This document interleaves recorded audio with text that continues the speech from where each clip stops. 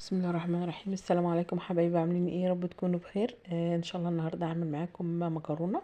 تمام. ولحمه. تمام. اللهم صل وسلم على سيدنا محمد. احنا هنا ايه؟ هنعمل تسبيكه المكرونه بتاعتنا. اللهم صل وسلم على سيدنا محمد. زي ما احنا شايفين كده، جبنا الحله وحطينا فيها معلقه من الثوم. تمام. نحمرها كده زي ما احنا شايفين.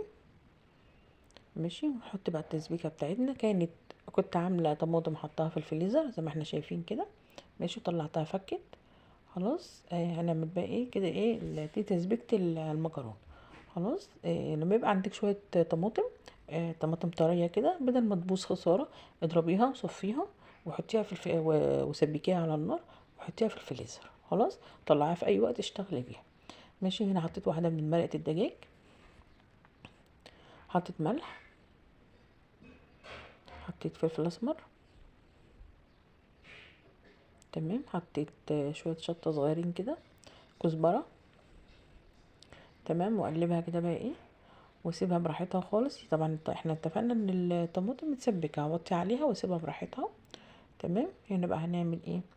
احطها التسبيكه بتاعتنا هنا زي ما احنا شايفين كده. وهنا بقى احط ميه اللهم صل وسلم على سيدنا محمد، ميه الشوربه. ش- الفرق اللحمه يعني. تمام. حطيت بصلتين وحطيت معاها طماطم. طماطم ضربينها طبعا وحطيناها ايه ومصفينها. وحطيت في محطتش ملح. حطيت فلفل اسمر بس. خلاص. نسمي الله كده. بسم الله الرحمن الرحيم. هنا كان عندي كيلو من اللحم كده حطيته اهو. ماشي. اللهم صل وسلم على سيدنا محمد. هنا كانت التسبيكه بتاعتنا تمام كده.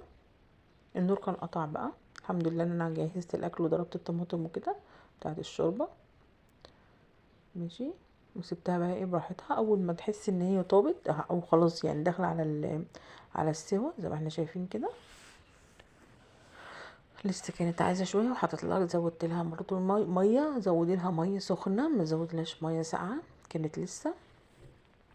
تمام. احنا هنا بنحب الشوربه. هنا التسبيكه كانت ايه خلاص خلصت طفيت عليها. تمام. حط لها بقى الملح بتاعتها. اما تزودي حاجه على النار زودي ميه سخنه، ما تزوديش ميه ساقعه عشان الاكل ما يجرمسي. بسم الله الرحمن الرحيم. النور كان جه اهوت. ماشي كده كانت تمام. نتاكد تاني. تمام تمام. يلا بينا. هنا كان عندي رز كنت بسخنه. خلاص. هنا هسلق بقى المكرونه يعني كده. خلاص الاكل بتاعنا كله جاهز. ماشي. كان عندي مكرونه رز كوت دساه. خلاص. وكان فاضل عندي يعني حبه، فسخنتهم ايه جنب الاكل كده اللي عايز ياكل منه. وهنا بقى احط المكرونه. تمام. ميتنا غليت. يلا بينا. كده خلاص كانت المكرونه دي تمام. ناخدها بقى وايه ونصفيها ونحط على التسبيكه بتاعتنا.